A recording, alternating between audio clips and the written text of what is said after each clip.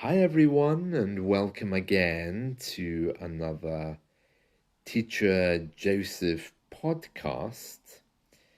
Today, we're going to read through an article which is called Men Need a Tribe, and it's from the website themanslife.com. Now, I've been trying to get some background to the author. It looks like he's some kind of life coach or something like this. He's almost certainly American because, Americans love to talk about masculinity, mental health, and these kinds of things. So we're going to read through this article and just pick up on some of the things that he's saying because it is actually very interesting and it will make very interesting reading. Okay, so he's saying, this is Stephen Marshall. He's saying, and I'll just read through this, okay? Earlier this year, the Boston Globe ran an article about how the biggest threat to men as they move through adulthood isn't smoking or obesity, it's the lack of friendships. The article cited research conducted over the last 35 years showing that people who are socially isolated are around 30% more likely to die prematurely. And then he goes on to say that the US government has picked this up. The US Surgeon General, I guess that's one of their medical advisors, has said that isolation is becoming one of the biggest killers. Men without friends is fast becoming the rule, not the exception. Now, what I noticed about this article, first of all, is he hasn't used the word lonely. He's not saying loneliness kills, he's simply referring to men without friendships. I wonder why he didn't choose to use the word loneliness, because presumably men do feel that, don't they?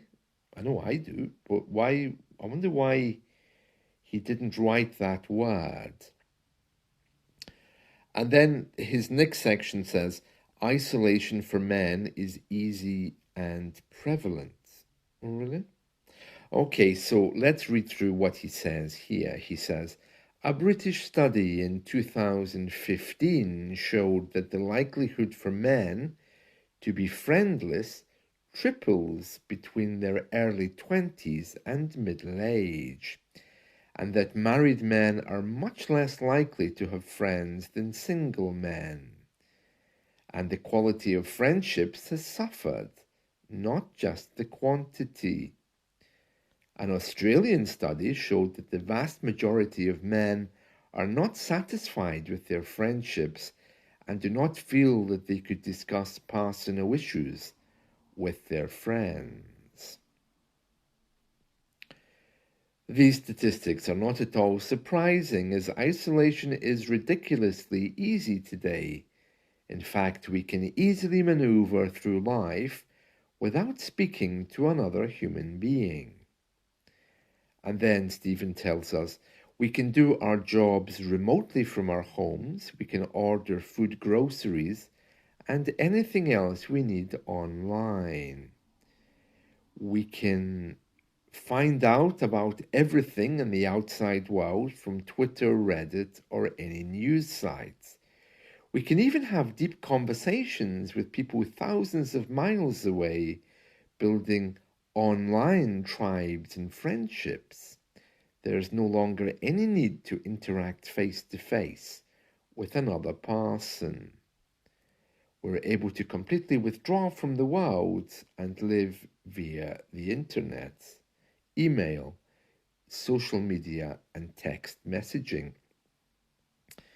Yeah, but clearly he's trying to say there's something wrong with that, isn't he? He's saying that if we live in that way, we are somehow isolated. Yeah, I mean, I would agree with him. British people especially many men here really are incredibly isolated, and it's quite frightening. And if you don't do something to change that, then you could, yeah, I can see why that would cause you problems. Stephen goes on to say, alcohol, sporting events on TV every night of the week, video games, high definition televisions with hundreds of channels, social media, smartphones, tablets, laptops, and YouTube have created the capacity for us to entertain ourselves by ourselves 24/7. It's only when we look up from these entertainments that we realize we haven't done much with our day, week, or lives. Oh, he is American, isn't he? And then he goes on to say, and that fact is depressing. Well, not necessarily.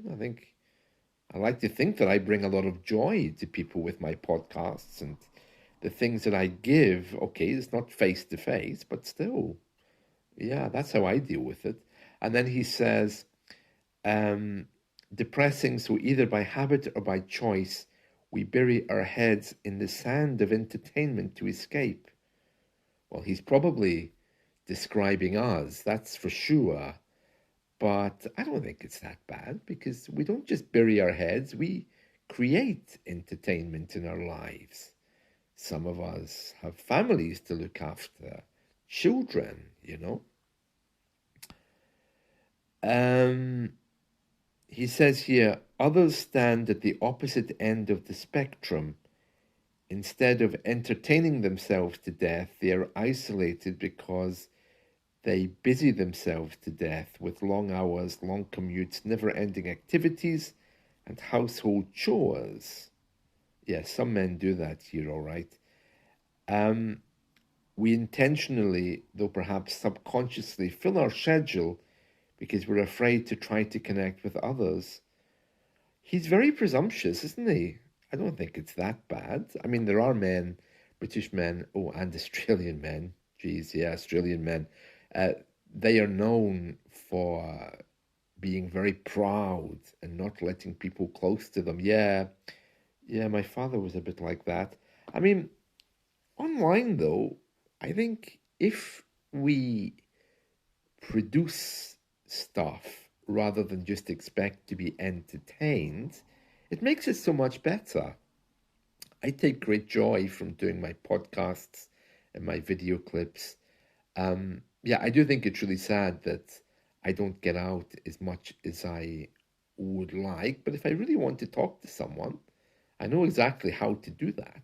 I know who to call. I know where to go.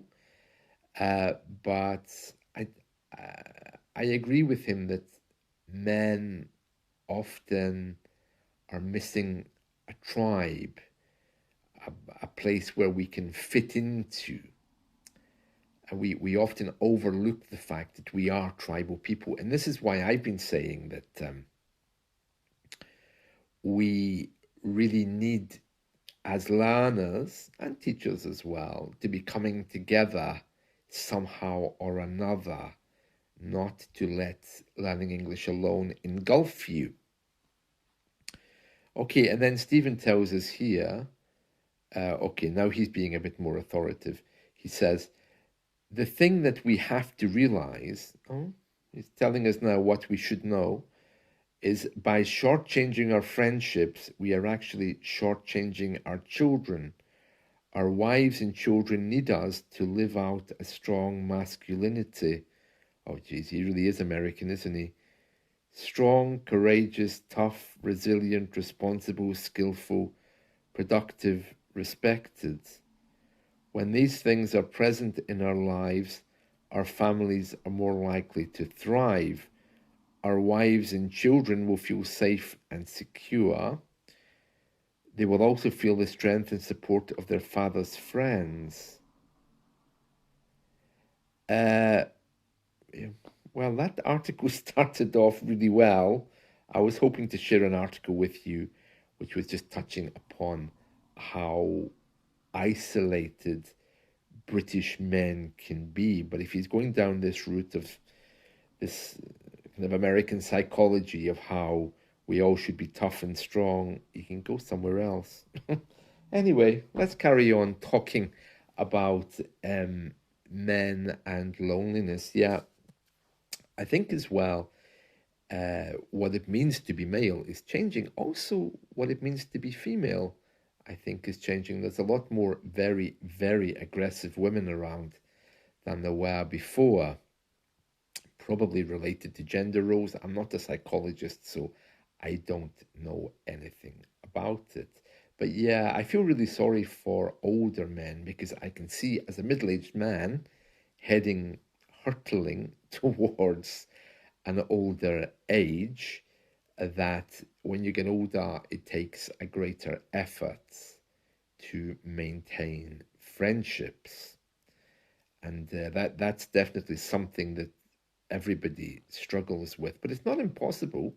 All you have to do is to put yourself into a community setting, a place where there's other people. That can be clubs, that can be online. I actually really enjoy online presences. I'm aware that I don't really see many people face to face now, but um, according to this man, I really should. But I don't think it's like that. I think here many people no longer have social skills to mix with others. And after COVID, many people just kind of disappeared and preferred to stay at home. I must say that it's easy to fall into that trap, but I generally try to make sure that I'm at least talking to somebody once a week, maybe a little bit more if I get the chance to go out. Even a simple hello to someone in the coffee shop or whatever is no big problem. And actually, I was in a shop the other day, our local supermarket, and this man approached me. I was buying peanuts. Okay, it was a delicious type of peanut. It was the fruit and nut mix. I really like that. But anyway, I was in the supermarket and this man came and stood next to me and he asked me, he said, um, do you buy these fruit and nut bags regularly? Because I'm not sure if I want them. And I said, oh, yeah, they are delicious. They have raisins in them and dried fruit, but you have to be careful if you're diabetic not to eat too much of them. And we kind of chatted for around 2 minutes maximum. And he revealed that, he's looking to try something new, yada yada, everything. And I was so shocked that he actually spoke to me because men here generally don't do that. And I really enjoyed my moment of talking with him. But it just shows how some people need to instigate conversations like that, especially if they have no other ways of doing it.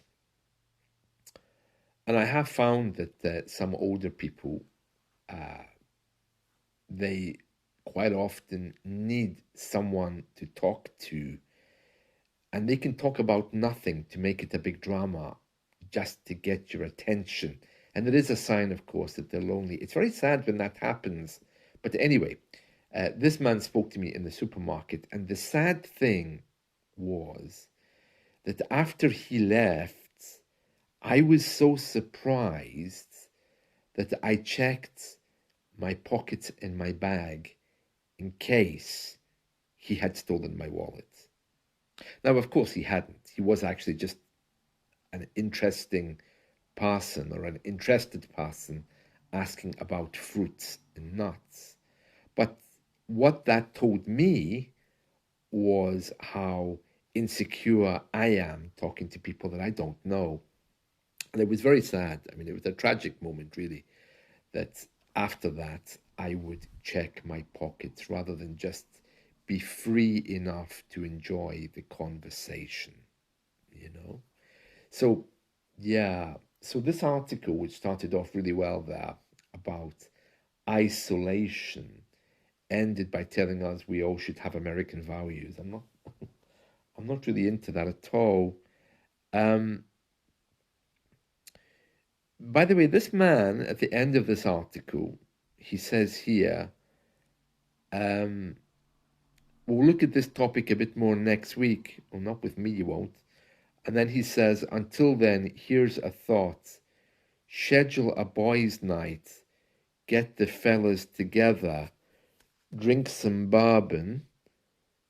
Shoot the bull. I don't know what that is. Is that darts, is it? Shoot the bull? Um, Bitch about a few problems. Make fun of each other. And we'll discuss this next week. No, we won't. Um, that kind of masculinity here is considered toxic now. Yeah, English men, especially Southern English men, do still get together, but it's mainly to get drunk, and they usually have a nice time and they're able to chat and be open. But I think in other parts of the UK where industry has been ripped away and men are almost only half alive, they go out just wanting to get drunk to say, I can drink more than you. It's the way they prove to each other that they're men, and that is how it's done here. Really not good either. That's another bad thing. But he's telling us here, schedule a boys' night, get the fellas together. What does he think this is? 1979? Honestly. The only thing that he's not saying here is derogatory comments about women. Americans, they can be really different from British people with this kind of thing.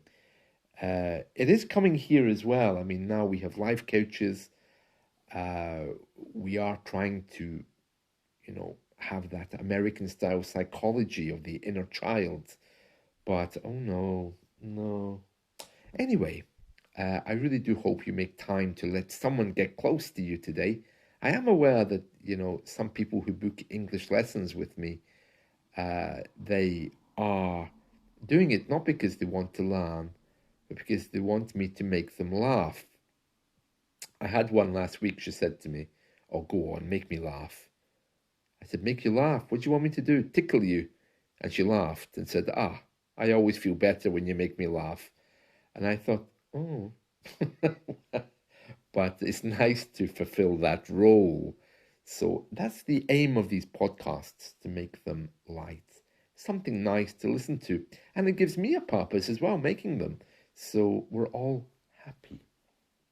Well, that's it from me. If you do want to go and look at that article, it's from themanslife.com. And this guy's name is Stephen Marshall. I don't know if he's an author there or if it's his site. He's a motivational speaker, is he? Oh, here we are. Here's a picture of him. As an attorney, educator, and entrepreneur, I've attended my share of conferences, events, and meetings. Here's what I've learned. An event rises or falls based on the quality of the speaker. Yeah, and of course, he's wearing a suit, getting an award because he is fabulous. Yeah. Anyway, right. I'll see you all again soon. Bye.